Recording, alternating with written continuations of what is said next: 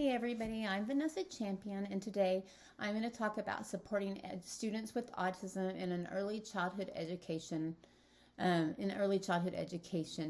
I'm specifically gearing my toolkit towards the early childhood teacher in the general education setting. The toolkit is going to focus on supporting general education teachers and help them understand what autism is, and it's going to help them implement effective strategies for students ages 3 to 5 in the general education classroom. It's going to provide information on autism, the diagnosis, how it's diagnosed, the characteristics, and the legal responsibilities of teachers. I also included 3 specific toolkits to support their communication, the sensory needs, and the behavior management of students. It is designed to help teachers create an inclusive and supportive learning environment for all students with autism.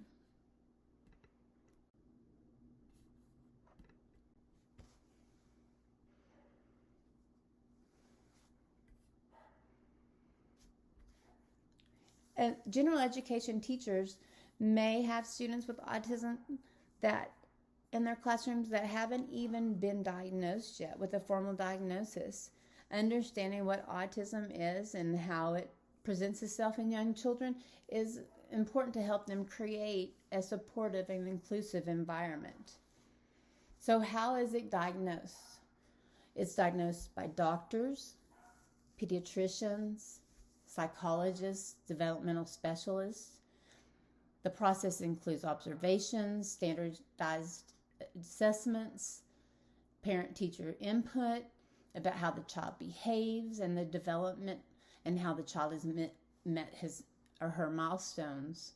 The early signs of autism often appear before the ages of 3, but many children are not diagnosed until later on.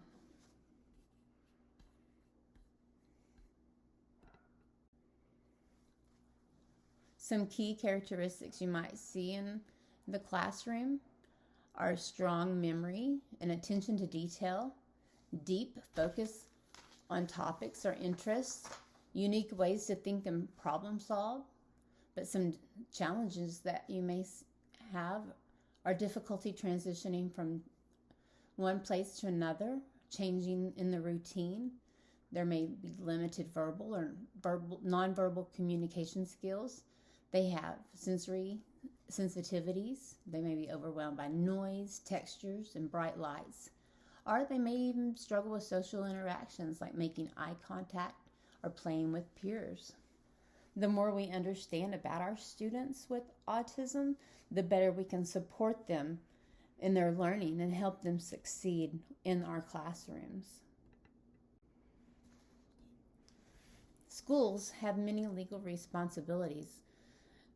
Some of the key laws that protect students with autism is the IDEA, the Individuals with Disabilities Education Act.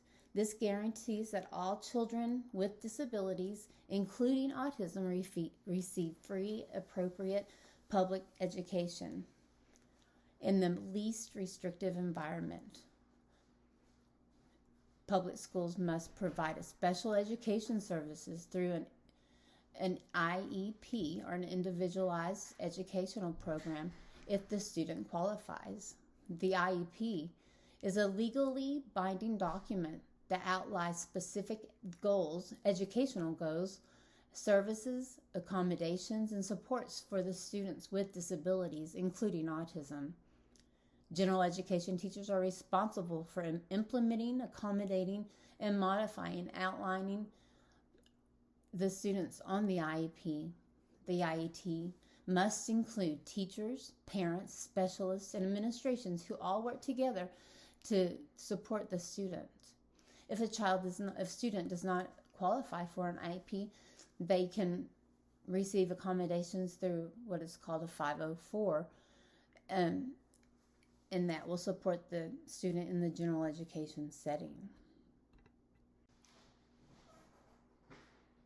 In this section, I'm going to talk about 3 key tools that we use to support children in students with autism spectrum disorder in the general classroom setting. These tools will enhance communication, which will help children express their needs and understand their expectations, support their sensory needs, help provide strategies to manage sensory sensitivities and avoid overstimulations, and improve behavior in transitions to help reduce anxiety and encourage positive engagement in the classroom activities. The first thing is a visual schedule. Visual schedules are used to help let the students know what is coming up next. It gives them a sequence of daily activities, and it helps reduce the stress and promotes independence. It assists them to anticipate what's coming up next. It helps them understand the routines, and it helps transition between tasks more smoothly. These can cost anywhere from free to $100. You can make them homemade, and you can even incorporate having your child make them with you, or your student make them with you. By integrating visual schedules into the classroom, teachers can create a predictable environment that helps cater to the needs of the students, and it fosters a supportive and inclusive learning environment. There's many websites that help create visual schedules online and that are free. You can use actual pictures of the student to help make these. Next is noise canceling headphones. These headphones help students reduce noises so they are not having sensory overload. They allow the students to focus better. They participate more comfortably in classroom activities.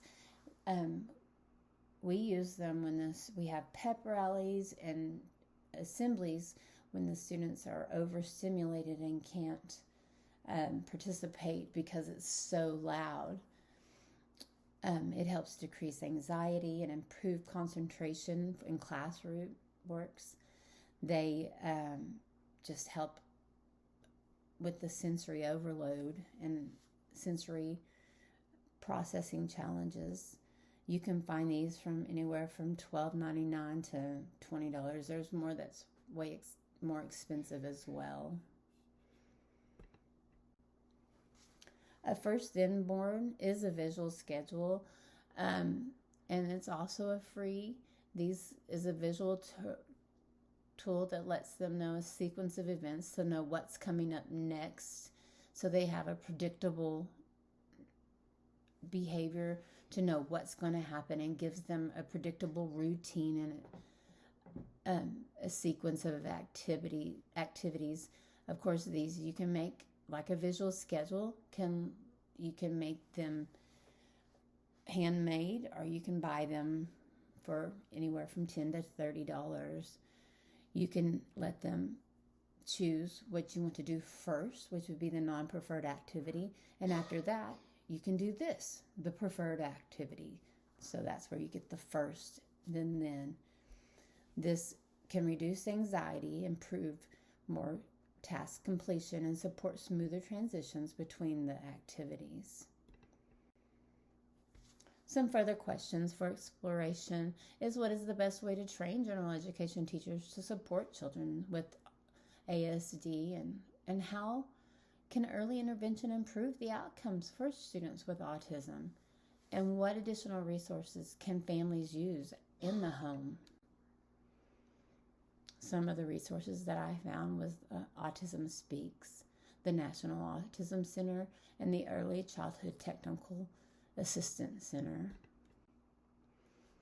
When I was working on the toolkit, it gave me a deeper understanding how autism presented itself with young children. I didn't have much experience with students with autism.